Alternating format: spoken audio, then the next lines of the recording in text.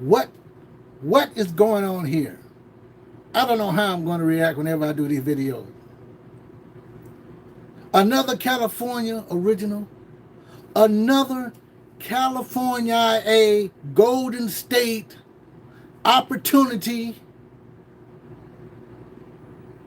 is biting the dust, scraping the roads.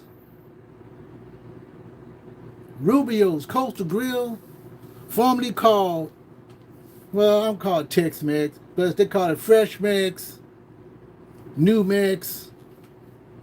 There's another name that they call it. Where the emphasis was on fish tacos. Now, I should have been going to them all the time because, I had been there once. So this is a disclaimer. I only been there once. So I'm not going to be no authority on this particular franchise. No way, no how. And I didn't know what I was buying back in the old days. I think I had a coupon or something, so I decided to go ahead and use it. This is so long ago. Maybe I went twice, but I'm sure it was once. Once. It was one of those times where, I didn't know about going in these, well, they look like upscale restaurants to me, okay? Just like the Paneras and all those other places.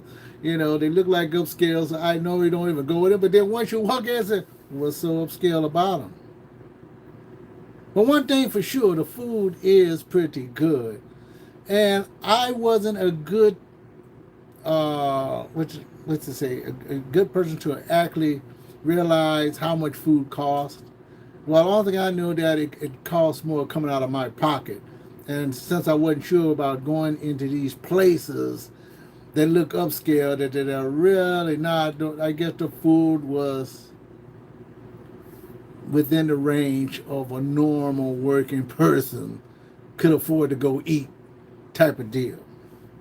But anyway, Rubio, who started his business actually on vacation in college in San Diego with some friends, tested some food in Mexico, I believe, came back, started the Rubio Grill.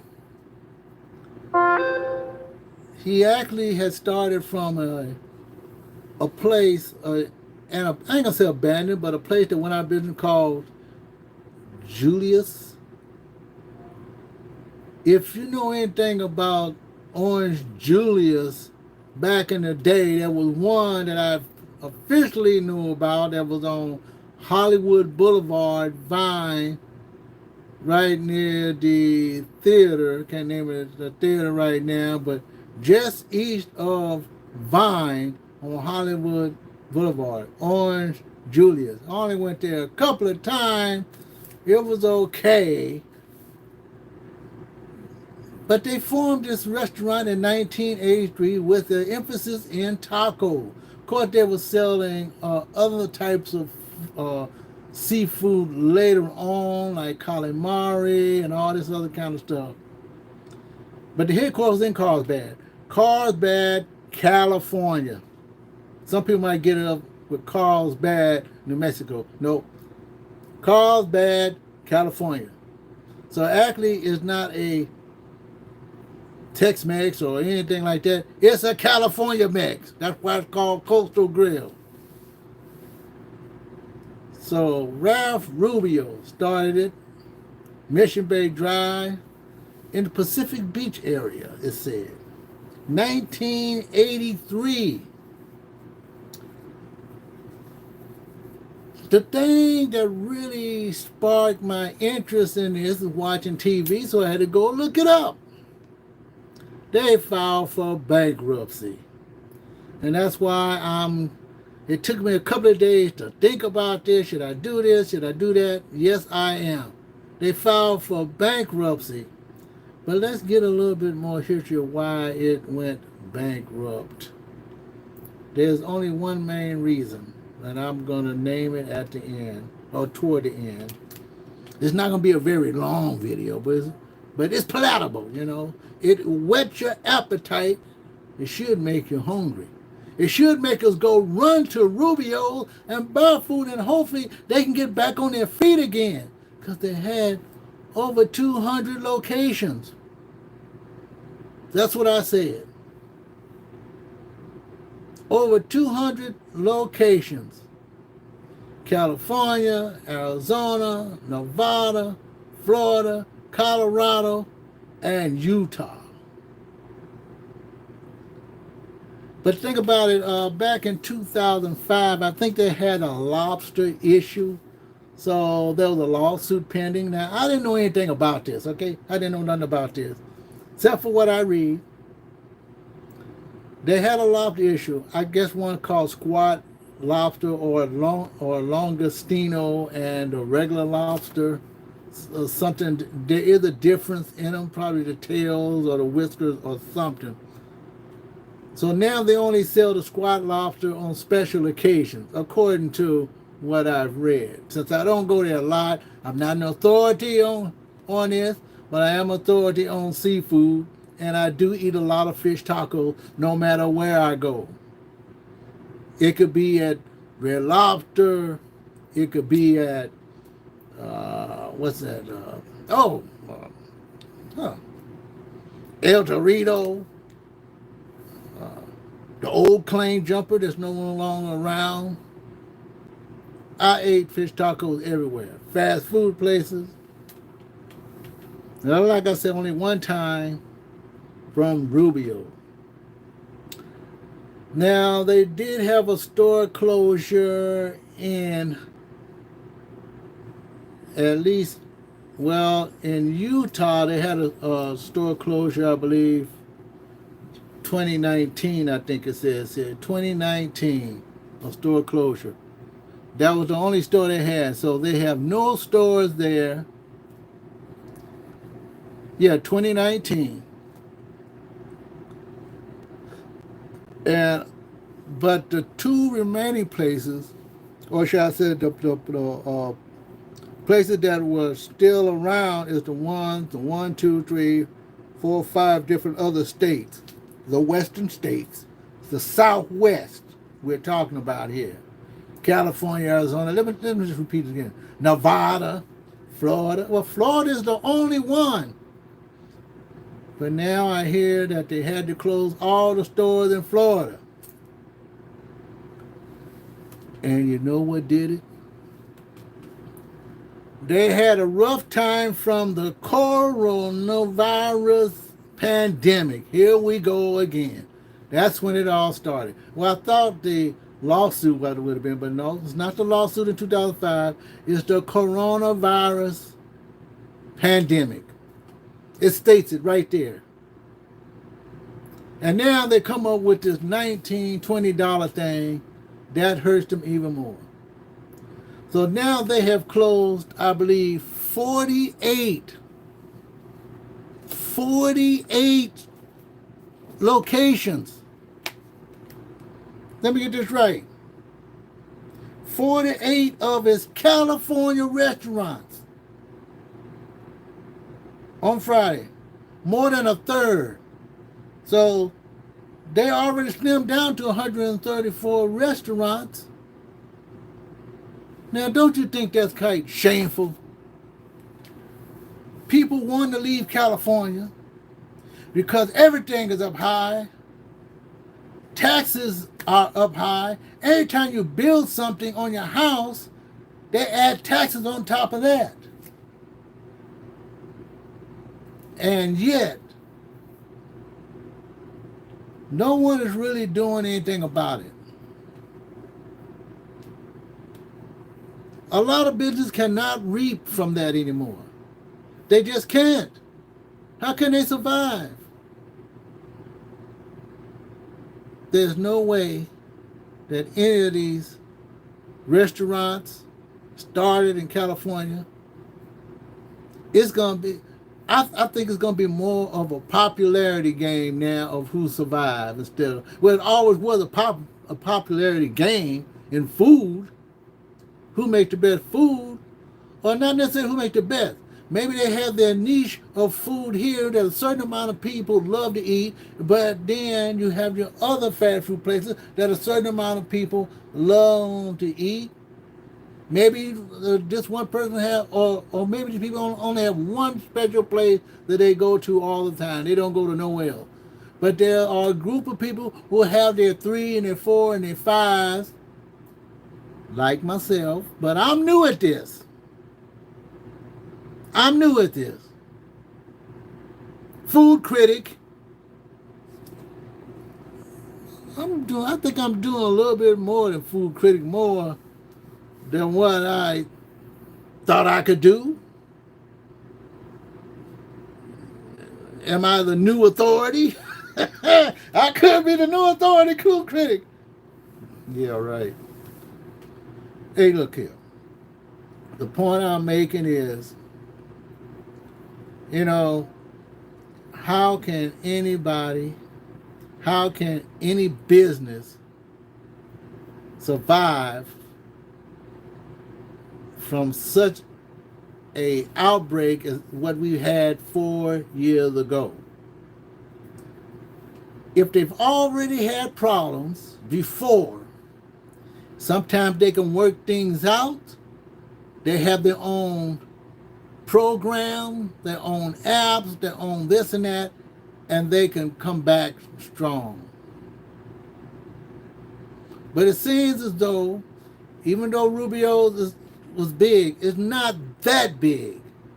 To me, 200 locations is not really that many, but they were successful. And that's what this is about. Success. I don't know anything about business. I always was scared about business. That's why I always wanted a job. And everyone always talking about, well, I want to get in business. No, I'm scared of getting in business because I'm like those other people out there. I want to have a job. And I'm glad I survived because I'm one of the last dinosaurs. Yeah, I'm going to talk about that. Who were able to go from beginning to end on a job. But I still need a part-time job. I still need this and that. I still need to make some more money to help me survive in this new economy. Even if you have a home or an apartment paying $2,000, $2,000, let's speak good English, $2,000 rent. On a part-time job, you barely make that a month. You have to work overtime, especially with $19 and $20 an hour. Let's be real here. When it was making $11, $12 when I first started working, it was for that time. Now everything is being overinflated. Because I don't think these things are really real. It's real because someone else is setting the price of everything we do. They are setting the standard. I remember back in the day, yeah, I'm going off on a tangent, when we was doing odd and even gas. Because Saudi Arabia decided to cut back, or for whatever reason, I went into politics. Only thing I know is I got by. I can't remember if it was odd or even day, but I managed to drive from LA to San Francisco, enjoy my trip by filling up my tank on odd and even days. But how can we survive odd and even days when our money is not giving us that sort of leeway? It's not giving us enough money to really enjoy what we are really trying to do here and make this country strong. California is not being realistic to its citizens. Let's just to say it the way it is, okay? California is not realistic to its citizens. I wasn't born in California, but I'm a Californian, okay? I would like to live in some other state. I made some bad choices. I would like to live in another. Now, mind you, I'm going off on a tangent. I have a dream. I had dreams too. I still want to own this where I'm at now and live in some other state at the same time. You can hardly do that unless you already got the capital from the past or something comes up that you can afford to do that. You can do that.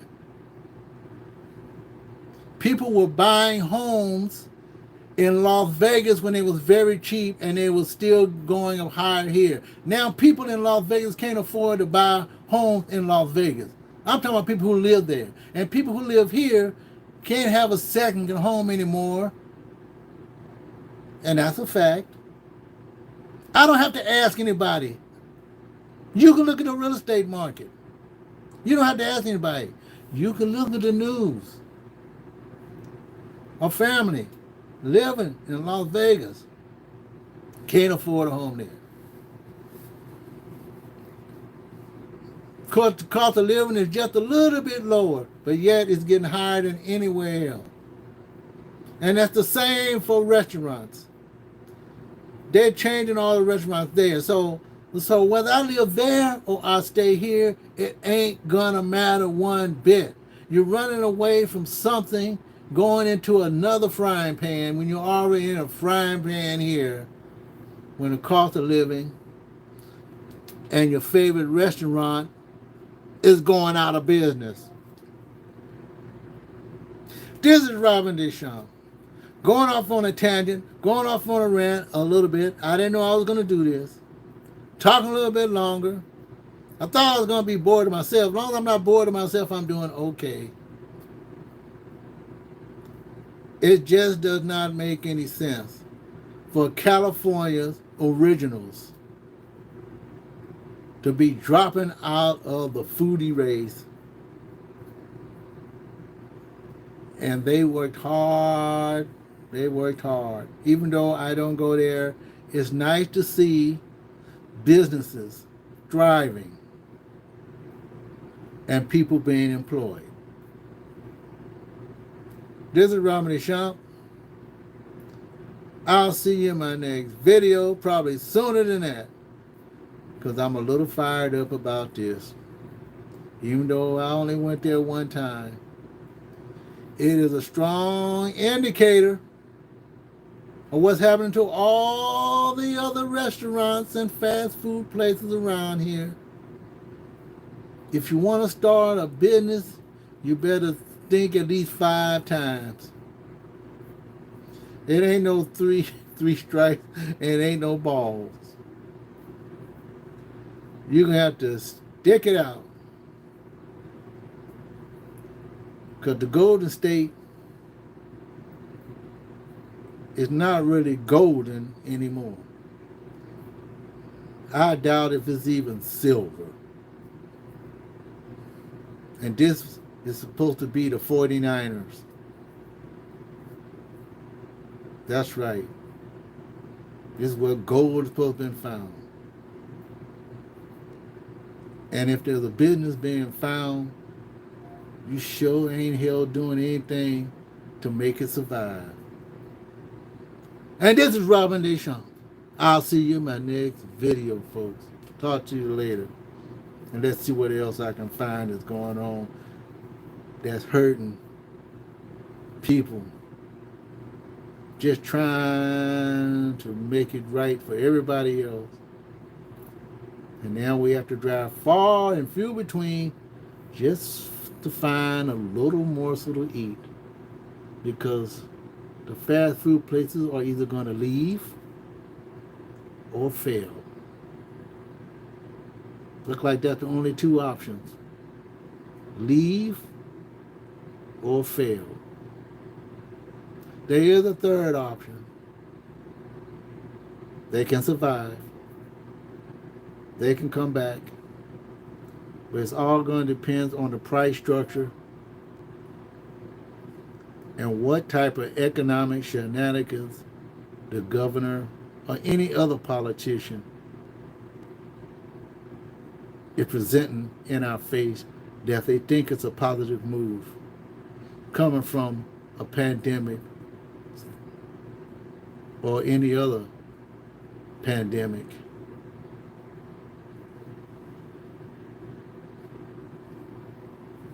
See you later.